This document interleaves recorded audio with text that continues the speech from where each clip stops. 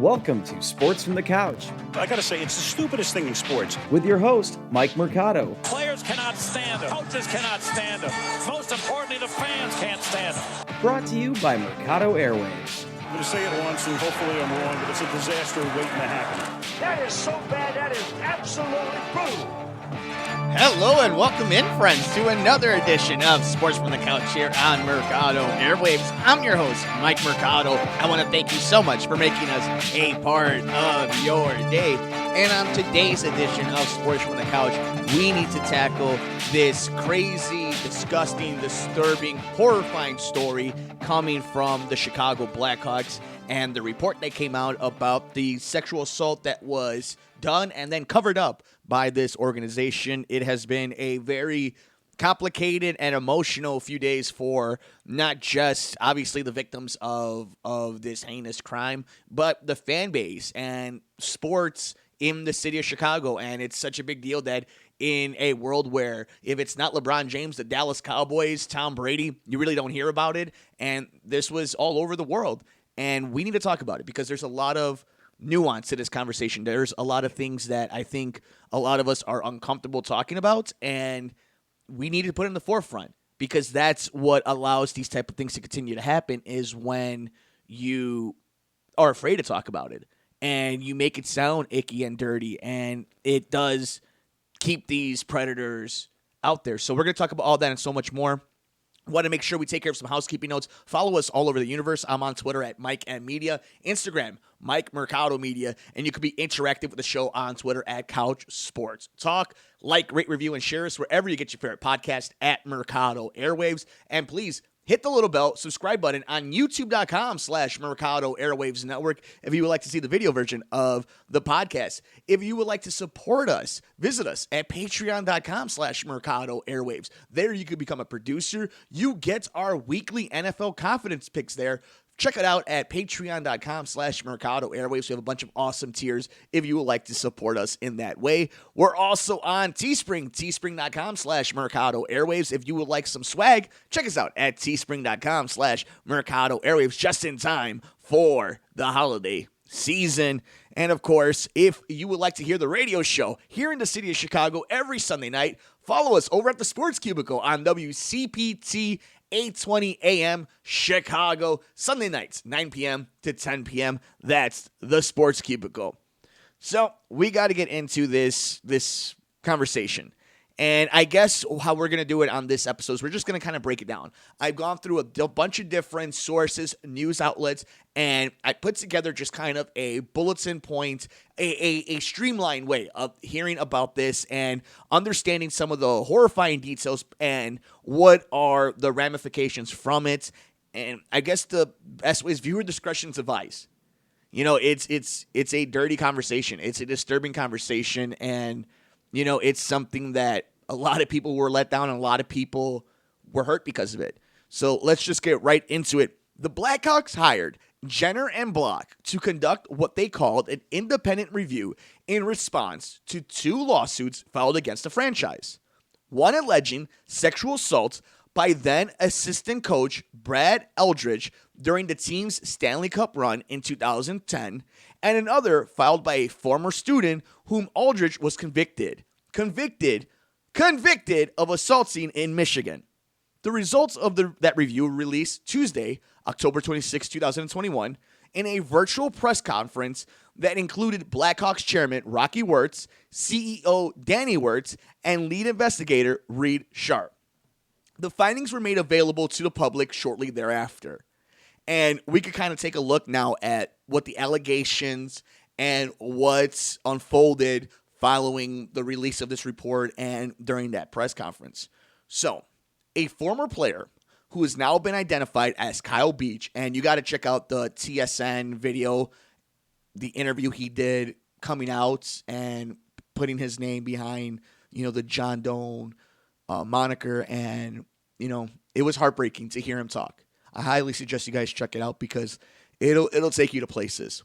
So, a former player now identified as Kyle Beach said Aldridge assaulted him and that the team did nothing after he informed an employee.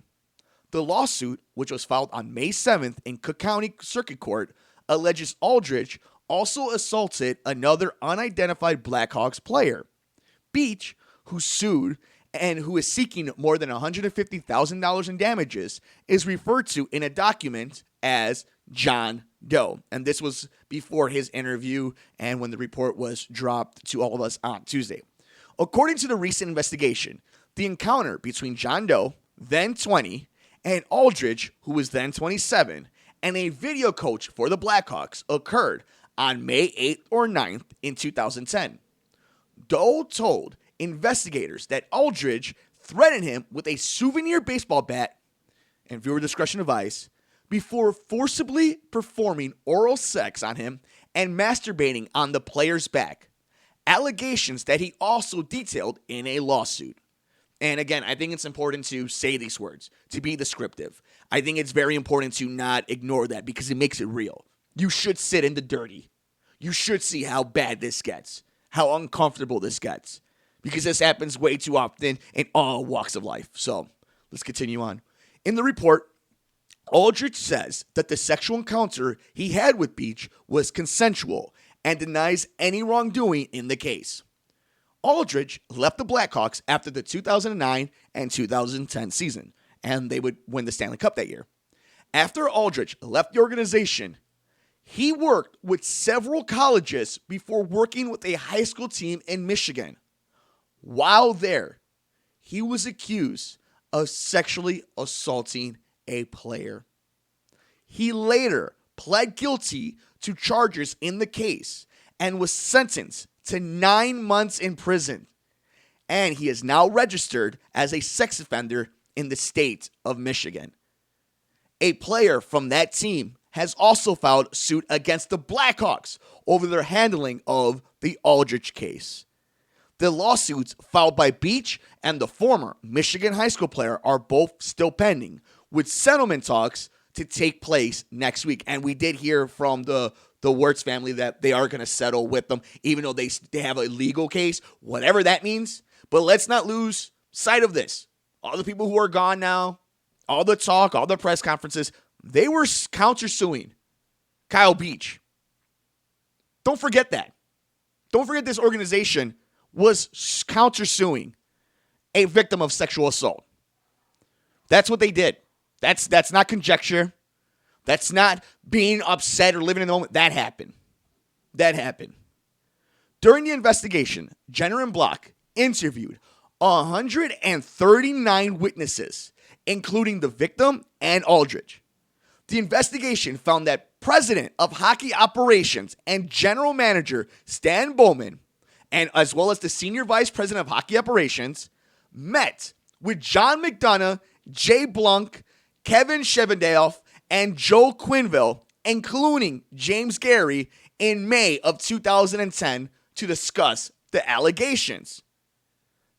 No action was taken for 3 weeks after the Blackhawks won and celebrated the 2010 Stanley Cup. Sit in that for a second. Live in it. That's what this organization did. They knew about it. They all knew about it. 3 weeks. 3 weeks. And we'll get into why they stood and they said on this horrible news. It's disgusting. It's absolutely disgusting. A failure in institute, in management and leadership, plain and simple. No action was taken for 3 weeks. This gets bad. Shar said Tuesday accounts of the meeting vary significantly. According to the report, Bowman recalled that after learning of the incident, Quinville shook his head and said it was hard for the team to get where it was, and they could not deal with this issue now. That's the head coach of what would be a 3-time Stanley Cup champion team, who's putting a championship, a potential championship, ahead of a crime. This isn't any little small thing that you want to say people are overreacting to. This was a criminal crime. Something that you could go to jail for. Something that this dude would eventually go to jail for. Unbelievable. While announcing in July that he was willing to participate in the team's pro, Quenneville, in a statement that he, quote, first learned of these allegations through the media earlier this summer. So he lied. Shevendorf said in the statement that he had no knowledge of the allegation until he was asked if he was aware of anything prior to the end of Aldridge's employment with the Blackhawks. Quote, what is clear is that after being informed of Aldridge's alleged sexual harassment and misconduct with the player, no action was taken for 3 weeks, Shar said. So I don't know if I'm saying his name right, Sheveldorf. I've heard different ways of saying it, but again, we're talking about everybody in management. From the top up, these are the guys who needed to know, who had the power to do everything, anything, and they didn't. They waited 3 weeks. The report found no evidence of any investigation or contact with human resources before McDonough informed the team's director of human resources about the allegations on June 14th. A delay that violated the Blackhawks sexual harassment policy and had, quote, consequences, according to Shar. Quote, during that period, Aldridge continued to work and travel with the team, Shar said. And on June 10th, during an evening of celebration after the Blackhawks Stanley Cup win, the previous day, Aldridge made an unwanted sexual advance towards a Blackhawks intern who was 22 years at the time. Quote, also, after the Stanley Cup win, Aldridge continued to participate in celebrations in the presence of John Doe, who made the complaint. The Blackhawks organization, knowingly, Bowman, McDonough, Quenneville, knowingly, not only hid this stuff, but let that man celebrate with their team, interact with their team while in front of Beach. Kyle Beach had to watch all of that. And if that wasn't bad enough, he then goes ahead and makes a sexual advancement on an intern the same time that he's done this to Kyle Beach. And they knew it. And they let him stay there. They were complicit in all of this. So, we continue on. On June 16, 2010, according to the report, Aldridge was given the option of resigning or being part of an investigation into what happened with John Doe. Aldridge signed a separation agreement and no investigation was conducted. They gave the option to an employee who sexually assaulted one of their own players and then tried to do the same thing to an intern. The option. You leave quietly or we'll investigate you. That's movie stuff. That is they're monsters. That's criminal. Aldridge received a severance and a playoff bonus, according to the report. And he was paid a salary for several months. He hosted the Stanley Cup for a day in his hometown, and his name was engraved on the iconic trophy, rightfully right next to Stan Bowman, because he deserves that stink all around him. They all do. They let this man take the Stanley Cup to a high school to celebrate, to flaunt him in front of his own victim.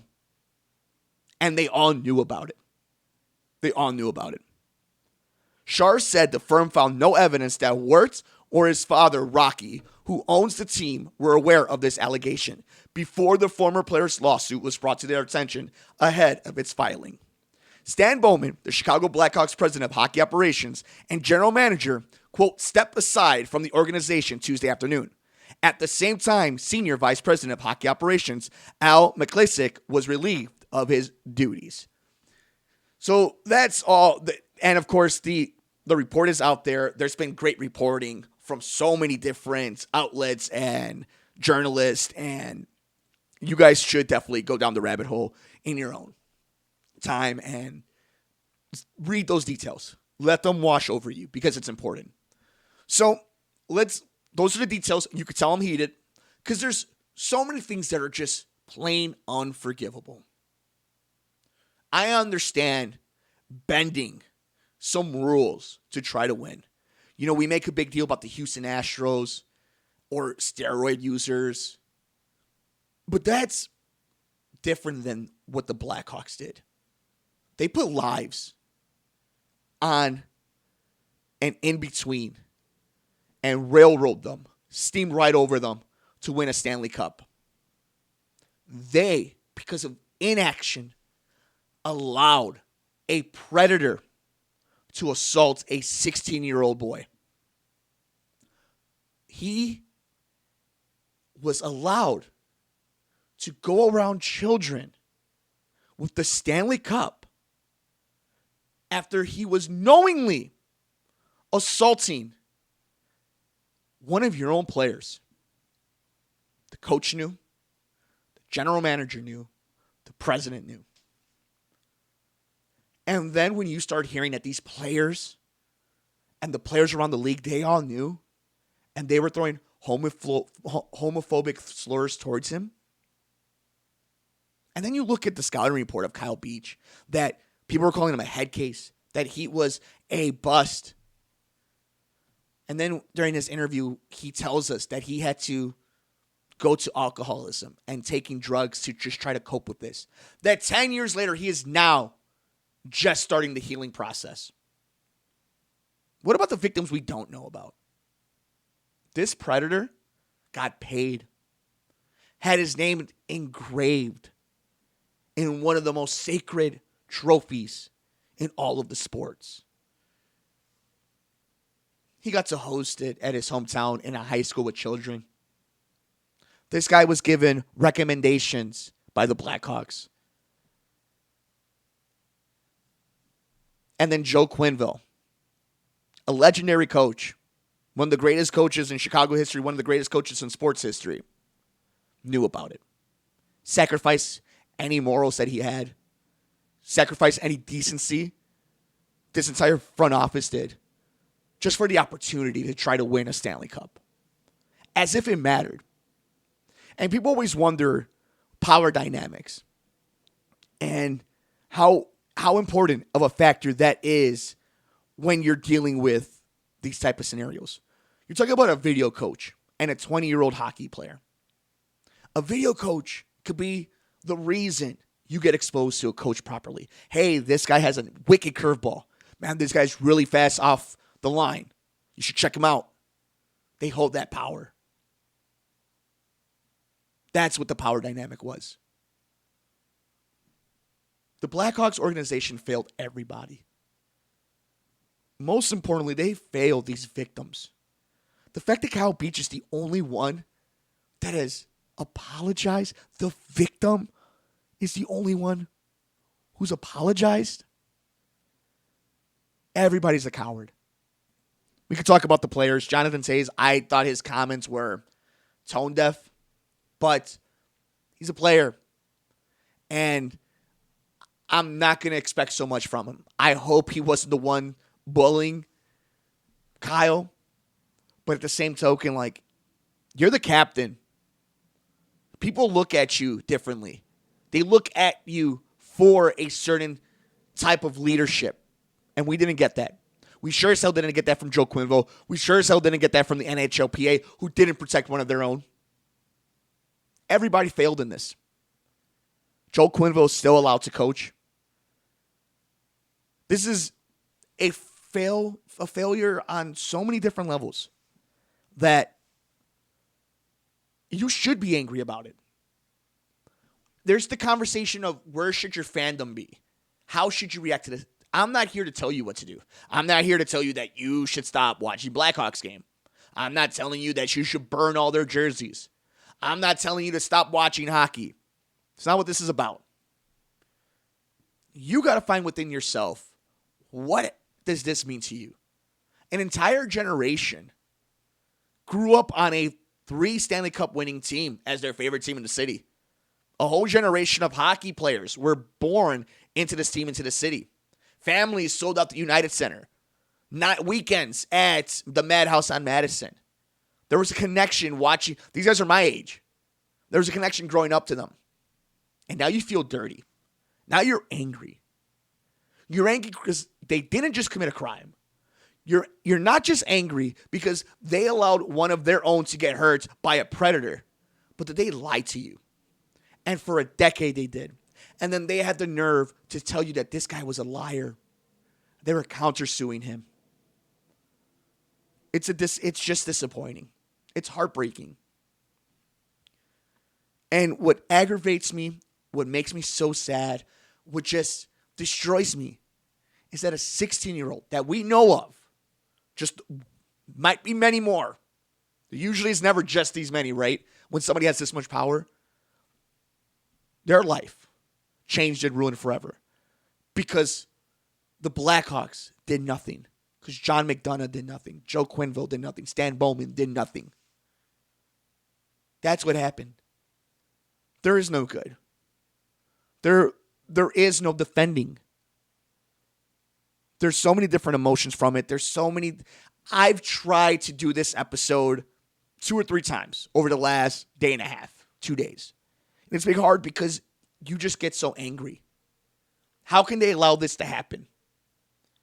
How can you put sport in front of human? That's what they did. And how, for 10 years, did they sleep at night? Look at themselves in the mirror. Yeah, we can always make the joke with all the money in their pocket and their big mansions. Sure. But when does being a human take over? At what point does decency, empathy, sympathy, something show up? Because it never did. And they never had any. And if this suit doesn't happen, we would never hear about it. And they would have gone on their entire lives with this secret and been okay with it. That's why people are upset. Because they were just so okay with it. You know, we could talk about the sport and its culture thing and the culture thing in general in society. I just think this is a power structure thing. Somebody took advantage of the power they had. And people were too greedy and too selfish to hear a cry for help. And now I am so glad the hard work that was done in this investigation, and honestly the transparency from the Blackhawks to show us this full report, opposed to the sickening dogs that are in Washington and the NFL. It just becomes a dark, sad day, and I'm glad the reporting came out to expose all that, and we could see it. And I'm glad that Kyle Beach feels enough empowerment to come out and show his face, to show for the world to see that he's going to move on and grow and heal, which he deserves. And he should not be apologizing to anybody. Every person in the Blackhawks organization should be on their hands and knees begging for forgiveness. And that maybe we look at their titles without this weird, gross cloud that they put on them. And it's not the players' fault. The worst thing is this team would have won the Stanley Cup even if they had done this. I don't understand the mindset of our team can't handle this. You would have been heroes and you would have won the Stanley Cup. I highly suggest you guys read the entire article from David Hall that he wrote out and the reports that came out. It's a tough read. But the fact that this is just one of so many cases. And my hope is that this does open up. You know, I'm the executive producer and the editor of the Gone Missing podcast. It's a podcast that spotlights missing women and people of color that don't get spotlighted in mainstream media. And if it takes a prolific, high-profile case like this to really just show how Institute's running, it's just not the church. It's just not Boy Scout, Girl Scouts, anything. It's any institute where people could take advantage of power, that we need to be vigilant, that we need to listen to victims, and that we need to do due diligence to check out these claims. Because then 11 years later, a human's life has been ruined. Multiple humans' lives have been ruined, including a child. And they are just now getting the vindication that they deserve. Wow. A multi-billion-dollar organization was going to take them to court and try to defame them and drag them through the mud. All to protect a brand, a logo, and a predator because maybe you wouldn't have won the Stanley Cup. It's a disgusting story. And I understand why there are some people who are done with the Blackhawks. I can't look at them the same. I can't look at my sweaters the same. I can't look at the banners I have up here. I can't look at the organization the same. And it's not some weird, for 2021, the terminology and the slang that they use of like woke, SJW, or it's just decency, I think. And this isn't judgment. It's what I perceive for it of, I'm not ready to go back to this team. I'm not ready to wish good things for this organization. Yeah, all the guys are gone. Everybody's gone. There's nobody to fire. There's nobody to take this punishment. So you just got to sit in it and live in it and feel gross. And probably the fans don't deserve that. The victims sure as hell don't deserve that. But because of this monster and what this organization did, we all got to live with it. And I hope that, and I'm proud of Chicago because for the most part, everybody's been supportive. And they've understood that the Blackhawks embarrassed everybody. And just downright criminal. So it's been a tough one. And that's where I'm at. No judgment on anybody. Everybody's going to deal with this on their own way. But I just hope that everybody at least takes the time to listen and read and just kind of really have some empathy of what a horrible story and just the irresponsibility and the damage the Blackhawks have done. And it's all their fault. But shout out to all the reporting that was done. Shout out to Kyle Beach. And, just know, for anybody who's listening to this and anybody who's unfortunately ever gone through something like this, will go through something like this, don't ever think that you're alone, that you're being judged. You are loved. You do have support. Talk to somebody, and we'll get through it together, all of us. And we'll do what the Blackhawks didn't, and that's make sure we're there for people that need help. I want to know your thoughts. How do you feel about the Chicago Blackhawks? Are you off the wagon? Are you done with the Blackhawks? Are you taking a break with the team? Doesn't help that they're really god-awful on the ice on top of it. What are your thoughts? Let us know all over the universe. I'm on Twitter at Mike M Media, Instagram, Mike Mercado Media. Be interactive with the show on Twitter at Couch Sports Talk. Like, rate, review, and share us wherever you get your favorite podcast at Mercado Airwaves. Leave us 5 stars and a thumbs up. Subscribe to us and ring the bell on youtube.com/Mercado Airwaves if you would like to see the video version of the podcast. Make sure you check us out at patreon.com/Mercado Airwaves if you would like to become a producer. Buy us a cup of coffee. Get our NFL picks. That's at patreon.com/Mercado Airwaves. And at Teespring for some swag at teespring.com/Mercado Airwaves. Sunday nights, WCPT 8:20 a.m. The Sports Cubicle. Dan Marver, Paul Shivari, Devin Tingle, and myself, Mike Mercado. End the weekend and get you ready for Monday morning as we recap all the major sports stories in Chicago and in the nationwide. So join us at the Sports Cubicle and follow us on Twitter at Sports Cubicle TV. Please take care of yourself and take care of each other. Enjoy all the games and enjoy the rest of your nights. I'm Mike Mercado, and you've been listening to Sports from the Couch here on the Mercado Airwaves